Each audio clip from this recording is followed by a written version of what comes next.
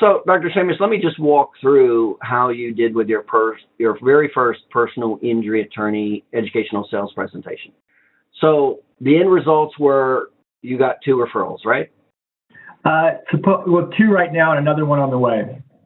So 2 definitely and probability 3. Correct. And your case average is how much average?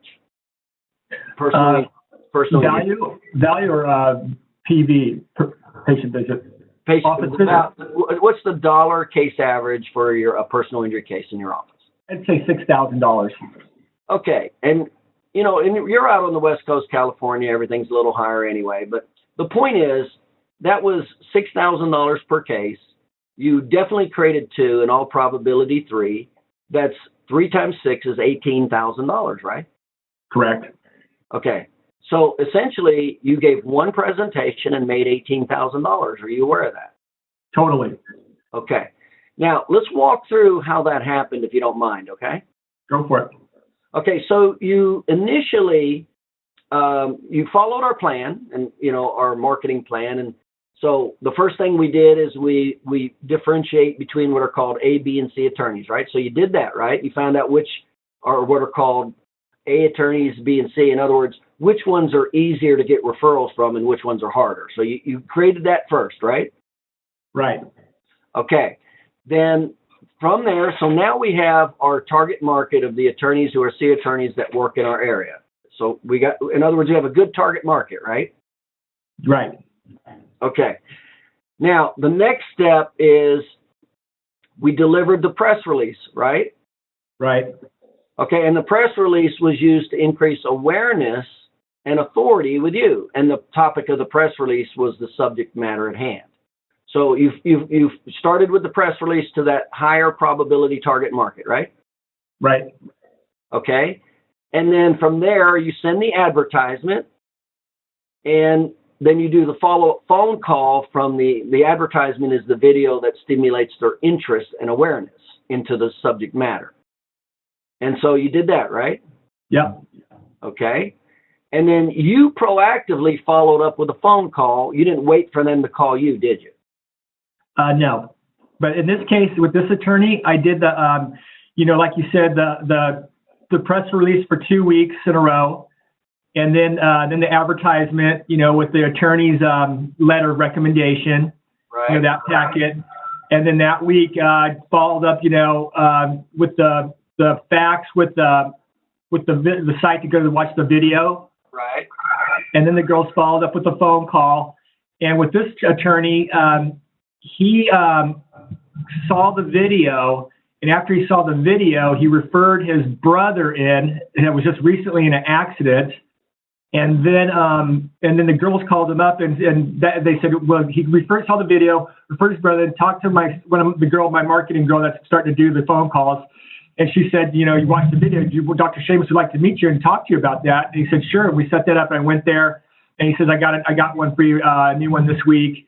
They sent that one over, and he says he's got a couple that he wants to refer in, but they want to do the physical therapist first. And he's like, they're just wasting their time and wasting, Well, what's interesting about what you said is, so we're taking them through the campaign, and that's how marketing campaigns work. Number 1 is you have a target market. Number 2 is you start with publicity. Number 3, you go to advertising. And then from advertising, you go to educational sales, and that's how you get the business, okay? And that's a very successful formula. And that's how Fortune 500 companies do business. That's called a marketing campaign. So having said that, you go with the press release, and then from there, you go with the advertising. Well, what was interesting is the advertisement alone, the video, which was the advertisement, actually worked.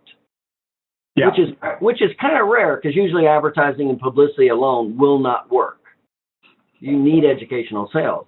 So that was really interesting. So in other words, it stirred his interest and awareness enough up to motivate his brother to come over, right?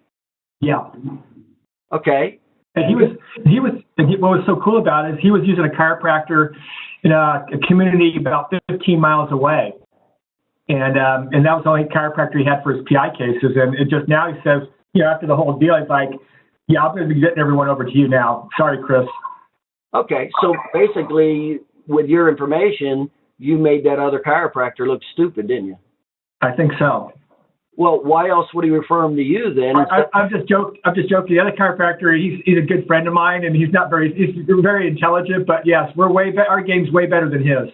Yeah, and when I say stupid, I'm referring to chiropractic personal injury marketing. Yeah. Not as an individual person. Yeah. So anyway, that's why you got the business, is because you showed more value than he did. So that's interesting. So you get the first referral. Now, my only point, the reason I started this question, Seamus, is you didn't wait for him to call. And the reason that's so important is, remember, direct marketing, advertising, only has about a 1 to 3% response rate. But when we follow up with a phone call, it has a 75% response rate. So if you just do the advertising and wait around for somebody to call, you're going to wait around for a long time. So my only point is, because we knew these statistics and how they worked, we proactively made the phone call. And when you made the phone call, obviously he was susceptible to meeting you after seeing that advertising video, wasn't he? Yes.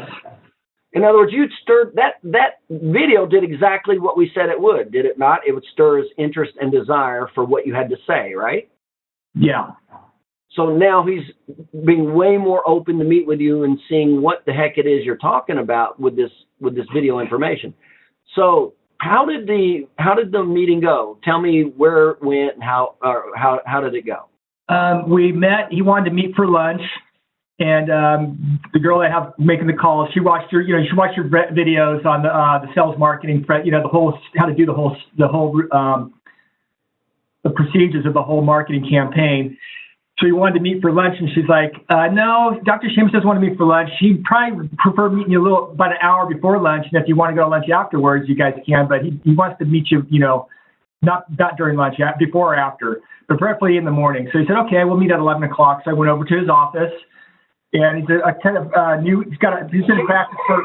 Seamus, let me, as you hit some of these points, let me interpret them, because remember, we're also dealing with an audience that doesn't know what you just said. Okay. So, and the only point of what Dr. Seamus just said is, when you never want to meet for lunch for an important business meeting, because now it's a distraction. And so we always meet before and get the business done. And we prefer to meet before, not after, because that's after lunch is typically when we're lazy and getting hypoglycemic. So that was the only point. So you did a good job of controlling that meeting, didn't you? I think so, yeah. Well, I'd say you did. In other words, she was trained. She knew, to not meet for lunch. So she moved it like she should have. And so how much more attention did you have because you weren't doing it over lunch? He was right there. It was good. He was really, he wants to kill it in personal injury. He really wants to take it to the insurance company. So he said, everything he goes, now I got someone that knows personal injury, and he can educate me on these things, like ligament laxity, duties under duress. I mean, it was good.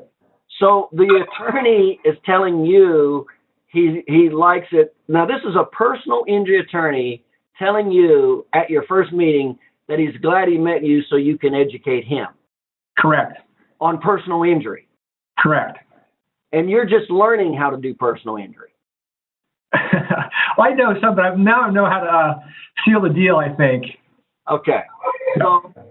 So all right, so you get going with the meeting, and give me a little, how'd the meeting go? So you start the meeting. Were you able to get a name from him right at the top of the meeting? I tried to, and he said, they're in therapy and this and that, and it didn't really, it wasn't perfect like how you say to do it exactly, but I mean, I was definitely I brought my my CV, all the classes I've taken, to show that, I've got some knowledge, if he wants to take it to court, like you say, there's two ways to, personal injury case, but jury, trial by jury, or colossus. Well, and wait. Hey, Seamus, let me try to go through one category at a time, okay? Okay. So in this particular case, we did not get one of his clients to use as an example, right? No. Okay. Now, we prefer to have that client because that's going to, increase the personalization of the presentation much more. So you didn't have it. So what happens next? You get started, and what happens now? I showed him my CV, and I just, and I showed him one of our reports that had, 20%, 25% impairment rating, with ligament laxity diagnosis. So you I showed my report. So you did not even follow the educational sales program to a T at all. No, not really. I got into, after I talked to him, just got comfortable with him, wanted to know where he's from and how did he end up in Menifee or where he's from, and got that.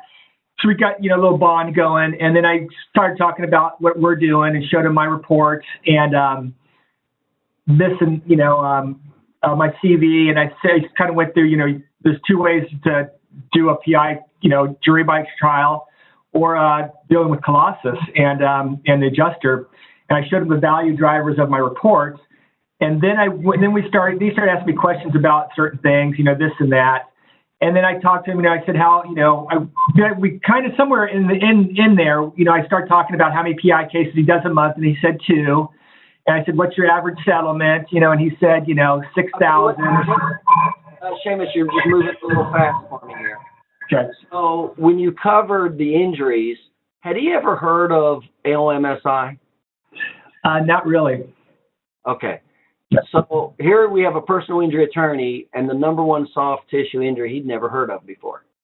Yeah, he didn't really know much about it at all. Okay, how about the other financial drivers? Was he familiar with the impairment rating that it gives? Obviously not, if he didn't even know about it. No, not at all. No, he was shocked. I told him, it's like cutting off a limb. It's equivalent to losing an extremity. That's how. And did you have the AMA guidebook there to show him? I had the AMA guidebook. I popped it open and just kind of he didn't really look at it very closely, but I had the book whipped it out of my case and put it right there on the table. Okay. And yep. Okay, so that's good. So he saw you were talking about authority here. And then how about the duties under duress or loss of enjoyment of lifetime activities? Was he familiar with that at all? He knew about it, but he just didn't really know how to, present it to the insurance company to get, a higher value for the case. Okay. But I just said, if you have that in the report, and, I couldn't really explain to him how they plug it in, that's just the algorithms with Colossus.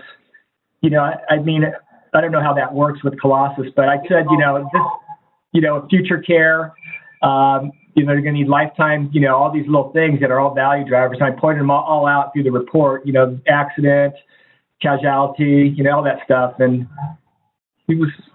How about were you able to explain to him how oftentimes those are positive because of the 3 phases of healing and overpressure? Yep. Okay. So that made sense. So he understood the 3 ranges of motion, right? He did, but, like he says, he wants to be educated more. Right. And then you were able to explain the 3 phases of healing to him, right?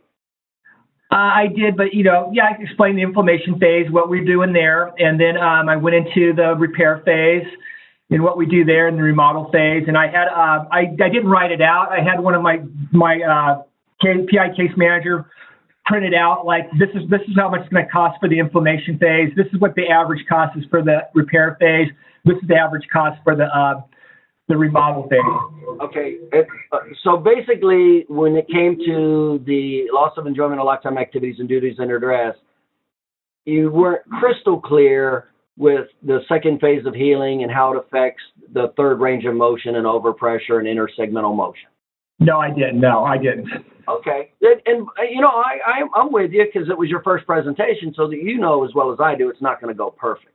And and also, it's good to know, because so many of the doctors never even get started with it because they think they have to be perfect. And that's part of this is look, you don't have to be perfect, but you do have to know what the difference between what's called a primary and secondary motivator is for the attorney. And you better be talking about primary motivators for the attorney. That is what you better know. Okay. So you go from there to, you explained what you do for the patient in the 3 phases of healing. Is that right? Yep. Yes. Did that make sense to him?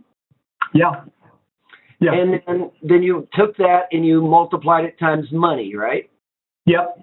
And so you showed him how the value of the case comes to be through documentation and support, right? I explained that to him. Yeah. And Was he impressed when you were able to do that? He seemed like he was. He kind of smiled on his face, and yeah, he was. He looked like I'd say yes. Do you get any indication that you'd ever heard of anything like this coming out of a doctor's mouth? I don't know. He didn't really say that, but he just said this is great information that he really needs to help, settle his cases for higher demands. Okay. So basically, okay. So now you have the value of the case. Were you able to juxtaposition the value of that case and an average of 2 cases and an average case average to show how much money he was losing per case? Were you able to do that? Yeah, I didn't write it down. I just talked to him about it. I said, Chris, you've been in practice, how many years? He said 4. I said, so over the last 4 years. So yes, I did that. So you were able to start with the small amount to show him how much money he was losing, and then were you able to add that up to the number of cases per month and then add that up per year? Yeah. Yes. And what was did you notice his demeanor or his response as you were taking him through, showing him how much money he was losing? Yes, his eyes got kind of big, and his eyes got bigger, and he got more of a smirk on his face. And did he say anything? No, he's just listening, and then I made a comment like Chris, this is a lot of money leaving on the table. I don't know if you have any kids, college in the future. I don't know, if you're buying a new home or your mortgage and stuff, paying off your student loans for college. And he said, well, I'm not married. I'm a single guy. And we just started laughing really hard. And I said, well, dude, you're going to have a lot of money to play with. And then we laughed about that. And he sat back in his chair and kind of like trying to hold his feet up almost, it looked like. Is that right? So, so you finish up with the amount. Were you able to move forward with the money? In other words, take how old he was and then add it to his retirement and show him how much money he's going to lose in the future? I just went, so Chris, you're going to lose this much in 10 years. In 20 years, you're looking, a few $1 million you're leaving on the table. I don't know if that means anything to you, but that's a hell of a lot of money to me. Okay, so you were able to add the money up into the dollar amount and him experience it. Yeah, I didn't write it down. I just talked through the different, right. 1 month, 1 year, 10 years, and then 20 years. Because I go, you're young, so you're going to be practicing for at least 20 years. Okay, the only point is you were able to logically connect the dots to show how much loss he was having. Yes. Okay. Now, let me ask you this. At what point in the meeting did you, because you were kind of nervous going into this, weren't you? Oh, totally. I couldn't sleep for a couple of days. Yeah. And did you do, like I said, did you have a little outline off to the side as a prompter to remind you on what topic to talk about? No, I was going to, but, I was just so much anxiety and overwhelmed. I was just like, I just got to get my feet wet and just do it, and then just start improving from there. Okay. So I didn't have, but I've listened to the videos and watched you so many times, like at least 4 times, so I had a pretty, I do a lot of public speaking, so it wasn't really hard for me to speak to them, but I didn't have, Okay. So let me ask you at what point in this presentation did you realize that you were in control? Just when I walked in, pretty much. Okay. Now, was there any particular point in the content that you realized that he knew he needed you? Just right when we started getting down to business, he had broke out like, those attorneys, they break out their yellow legal pad and their pen. Yeah. So, I mean, he was all ears. And was there any point in particular where he was overly impressed or that he's like, it was a wow moment? I just think just the report that I showed him, my CV, and just saying, if you need to go to trial, I'm there for you. I mean, it just seemed like the whole thing just went really just everything just connected all the way through perfectly. I don't know. Okay. Did I answer your question? I'm not sure if I answered your question. At what point did you feel more comfortable? When he told me he already referred a patient over and I didn't know about it. Okay. Oh, so he had to tell you that. I didn't know it until I think, no, maybe I did. I was walking out the door and one of the girls said, Mr. Crawford already referred over a patient. I go, when did that happen? They go, yesterday. I mean, you gotta be kidding me. So that was last week. I met him on Wednesday and he referred his brother over on Tuesday. And then the next day, I think that day, he said, I'm sending over someone that I just got, a fresh one, that I'm just signing up. So that would obviously make you feel better. But as far as the content itself, as you're going through the content, is there any particular point in the content when you just go, I own this guy? It seemed like I owned him as soon as I walked in, I mean, he was, yeah.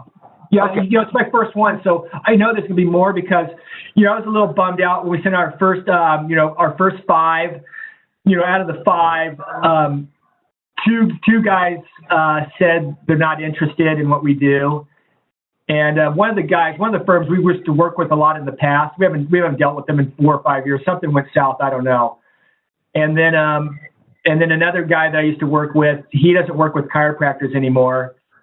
And then we're playing phone tag with one law firm, and then Chris, that was the first one, and now we've got like 10 law firms we're playing phone tag with this week to get more appointments. So it's you're not, in other words, you're not going to throw a strike every time, are you? I don't think so. No, it's just odd to tell you you're not. Yeah, so, no way. Yeah. Yeah, it's a numbers game, and of course, the better your skill level, then the higher the numbers go. Yeah. So, okay. Well, that was pretty interesting. And then, I actually had a client that gave the presentation, and this happens oftentimes. The attorney pulled out a cell phone on the spot and called the patient and told him to go to that office. And that was on the spot at the end of the presentation. But I also had this happen. That happened with a client, and then he was driving back to his office. And when he got to his office, his chiropractic assistant said, "What did you do?" And the chiropractor said, what do you mean? What are you talking about? The lady said, on your way back here, the attorney called over and referred another patient while you were on the road coming back from the presentation. So you kind of experienced exactly what we talked about in it. So you had this attorney, he was not looking for a chiropractor. And so we take them through the campaign. We go from publicity to advertising to educational sales. You create business on the spot through educational sales, right? Right. And so everything worked pretty much exactly like we said it would. Would it not? Did it not? I would say yes. Yeah. Will you have any other pros or cons or comments about the experience? No, that was stoked, man. That was good. I was pretty pumped after that one. Well, you got to be pretty stoked because number one, you created $18,000 that was never going to come your way by you sitting on your pants. You know that. Exactly. And you know what's so cool about it, Paul, is this guy's like right down the street, and he's been there for 3 years. And I never even knew about him until, just talking to you and forming my list and stuff. And I was like, holy cow, this guy is just like within 2 miles of the office. And right. Now, he just started his practice, and he wants to build a big PI practice. He's like 4 or 5 years out of school. He's been there for 3 years. He's not going nowhere for 20 years. So, I mean, right. He's going to make $2 million. I'm going to make $2 million. That's all there's to it. That was a classic target market, wasn't it? Yeah, it's classic. It's perfect. Yeah. Listen to, those A attorneys, they're just such a drag, they just cut your bill. Yeah. They're such a hassle to deal with. It's just bullshit, really. Yeah. So, I got to tell you, I'd be feeling pretty good if I, did what was that presentation? Maybe 30 minutes, an hour? It was about 40 minutes, 35 minutes, maybe 40 max. I was surprised how fast it went. I walked out the door and, pulled out my phone and looked out see if I had any messages in time. And I was like, wow, that was pretty quick. It seemed like an hour, but it was only like 40 minutes max. Well, the only point that I'm making is it's got to be really empowering for you to have the knowledge and skill now to go out and create $10,000, $20,000, $30,000 whenever you want. does it not? Yeah, that's cool. Yeah. And now what's your limiting factor? Well, it's probably associate doctors. I don't know. What? You're not going to have the time to treat all the patients. You're going to need. Yeah, I know that. Yeah, that's definitely the vision. My only point is the market is no longer your limiting factor now because your skill and knowledge has overcome market forces. Can you see that? Yeah. Now it's totally up to you how much you ratchet it up because you have the knowledge and skill. So you're easily going to surpass your ability to treat the patients, which means you're going to have to move and get an associate doctor. Now, that's not a bad problem at all, is it? Nope, not at all. Yeah. So, I mean, even if you did that once a month, what would you estimate, how much you could probably increase your income with the chiropractic personal injury marketing in a year? Definitely probably about 200,000, 300,000 a month. I mean, that could be $500,000. I don't know, $1 million. Yeah, it very well could be. But can you easily see how it would be Can you easily see how it'd be $200,000 after you gave a 40-minute talk and made $18,000? Yeah, no, that's a done deal. I mean, it's easy now. It's just hard just doing that first one because I'm kind of like, I'm kind of like a perfectionist a bit, but I get to a point it's like, fuck it, man. Excuse my language. I'm not going to perfect this thing until I start doing it. And the more I do it, then I'll be perfected. So I just get it going. It took me about 2 months just to get off my ass and just start mailing shit out. And once I did, it's a done deal now. Now it's rolling. Yeah, and I appreciate you saying that because, I mean, how many times have I said just get started? Yeah. And it really helps when other people hear your experience and they go, well, man, he wasn't perfect and look how it worked out for him. Yeah. No, I didn't feel perfect at all. I thought I was just going to blow the whole thing. I mean, I just felt like I was going to be flying by the seat of my pants. But, I just did everything you said, and it just went boom, boom, boom, boom, boom. Right. And that's the last question, Jameis, is how I preach so much about the difference between the publicity, advertising, educational sales, and how publicity and advertising will only work for the 8% of the population looking for chiropractors. So if that's all you're very limited. But when you know educational sales, you are accessing the 92% of the population. Can you see that now? Yeah, I can see that. That's exactly, realize that that's exactly what you did? Yeah. Yep. Okay. All right. Well, Dr. Samuels, I appreciate you taking time and sharing that with us. You're welcome. All right. You take care. You too.